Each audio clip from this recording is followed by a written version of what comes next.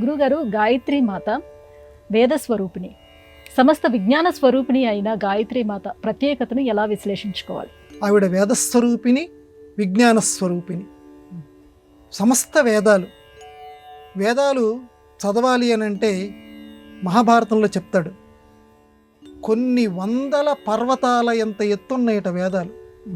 అంత పర్వతాల రాసులు.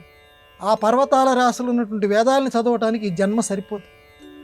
మరి వేదాలు చదవాలనుంది నాకు, వేదాల్లో ఏముందో నాకు తెలియాలి. ఒక పని చెయ్యి, గాయత్రీదేవిని ఆరాధించు. చాలా సులువు సూత్రం చెప్పారు.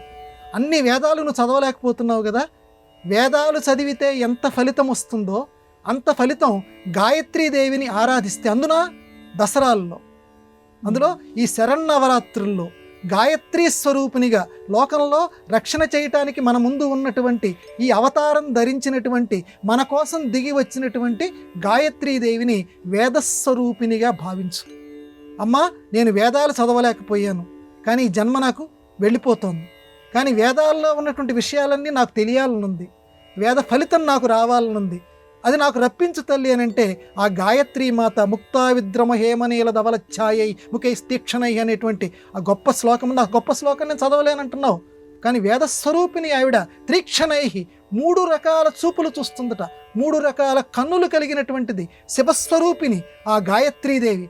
ఆ గాయత్రీదేవి తప్పనిసరిగా వేద అనుగ్రహం చేస్తుంది. వేదము అని అంటే తెలియబడినది. ఈ ప్రపంచంలో వేదం అనే పదానికి తెలియబడినది. ప్రపంచంలో ప్రతిదీ కూడా తెలుసుకోవాలి, ప్రతిదీ కూడా ముయ్యబడి ఉంది. పిహితం అంటుంది శాస్త్రం. పిహితం అంటే ముయ్యబడినటువంటిది. ప్రతి విషయం కూడా కొంత మనకి గందరగోళంగా ఉంటుంది, ఇది ఏమిటి అని. అలా ముయ్యబడి ఉన్నటువంటి దాన్ని ఈ వేద విజ్ఞాన స్వరూపిణి, విజ్ఞానము అంటే విశిష్టమైనటువంటి జ్ఞానం, ఆ వేద విజ్ఞాన స్వరూపినటువంటి గాయత్రీదేవి ఆ ముయ్యబడినటువంటిది ఏదైతే ఉందో హిరణ్మయేన సత్యం పాత్రం, హిరణ్మయం చేత సత్యమైనటువంటి పాత్ర ముయ్యబడినది అంటాడు. ఆ సత్యం, అసలు సత్యం తెలియాలి మనకి. ఈ జీవితం ఏమిటి, ఇందులో ఉన్నటువంటి సారాంశం ఏమిటి, ఇలాంటివన్నీ కూడా తెలియాలన్నా కూడా ఆ హిరణ్మయేన పాత్రేన, బంగారం లాంటి ఆకర్షణ, ఈ ఆకర్షణలతోటి అది ముయ్యబడి ఉందట. ఈ ఆకర్షణలోంచి పక్కకు తప్పించి అసలైన వేద విజ్ఞానాన్ని మనకి దరిచేర్చి మనకి రుచి చూపించేటువంటి తల్లి గాయత్రీదేవి. కొంతమందికి ఆ మంత్రం చదువుతారు కాబట్టి మిగతా వాళ్ళు మంత్రం చదవలేదని చెప్పి అనుకోక్కర్లేదు.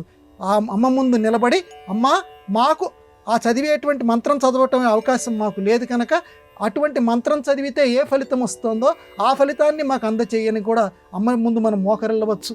అమ్మ ఏదైనా చేయగలదు. అమ్మ అనుగ్రహ స్వరూపిణి, వేద విజ్ఞాన స్వరూపిణి. సకల వేదాలు చదివినటువంటి ఫలితం. నేను అతిశయోక్తిగా చెప్పట్లేదమ్మా, సకల వేదాలు. ఎందుకనంటే ఇది జీవితంలో అనుభవం, మనకి ఇక్కడ సమయం పరిమితం కాబట్టి చెప్తున్నా. గాయత్రీమాతని ఆరాధించి ఫలానా యజ్ఞం ఏదో చేస్తున్నారు ఒక చోట, యజ్ఞం చేస్తున్నటువంటి సందర్భంలో వాళ్ళకి సంభారాలు తక్కువైపోయాయి. అంటే యజ్ఞానికి సంబంధించినటువంటి సరుకులు ఇలాంటివి తెచ్చుకోవటం. ఏం చెయ్యాలా, అమ్మ పేరు మీద చేస్తున్నారు. చేస్తుంటే పొరుగురు నుంచి ఒక ఆయన బండ్ల మీద తీసుకొని వచ్చేసాడు. ఇది యథార్థంగా జరిగినటువంటి సంఘటన. మీకు ఎవరు చెప్పారంటే అమ్మ చెప్పింది రాత్రి, ఇదిగో ఫలానా చోట నా భక్తుడు యజ్ఞం చేస్తున్నాడు, గాయత్రి యజ్ఞం చేస్తున్నాడు, అందరినీ కూర్చోబెట్టి గాయత్రి యజ్ఞం చేస్తున్నాడు, వాడి ఇంట్లో సరుకులు తక్కువైనాయి, నువ్వు వెళ్ళి తీసుకెళ్ళి ఇవ్వని చెప్పింది, ఇదిగో తీసుకోండి అని తీసుకొచ్చాడు. ఇది యథార్థంగా చందవోలులో మా తాడేపల్లి రాఘవనారాయణ శాస్త్రి గారు అని చెప్పి దేవీ స్వరూపులు వారి ఇంట్లో జరిగినటువంటి సంఘటన. కాబట్టి అమ్మవారు గాయత్రీదేవిని గనక మనం నమ్ముకుంటే, ఆ బాలా త్రిపుర సుందరీ దేవిని నమ్ముకుంటే, అవన్నీ ఆవిడే కదా, నమ్ముకుంటే ఆ అమ్మవారు మన ఇంటికి కావాల్సినవన్నీ కూడా మనం అడగకుండానే ఇంకొకరి చేత ప్రేరేపింపచేస్తుంది. అందుకని అంత గొప్ప తల్లి. ధియో యోనః ప్రచోదయాత్, వాళ్ళ బుద్ధిలో అటువంటి ఆలోచన కలిగిస్తుంది, ఫలానా వాడి ఇంటికి తీసుకెళ్ళని చెప్తుంది. ఇది యథార్థంగా జరిగినటువంటి సంఘటనలు. కాబట్టి గాయత్రీదేవిని ఆ రకంగా శక్తిమంతురాలమ్మ. నమ్మకం ఉంచితే తప్పకుండా అది ఫలిస్తుంది.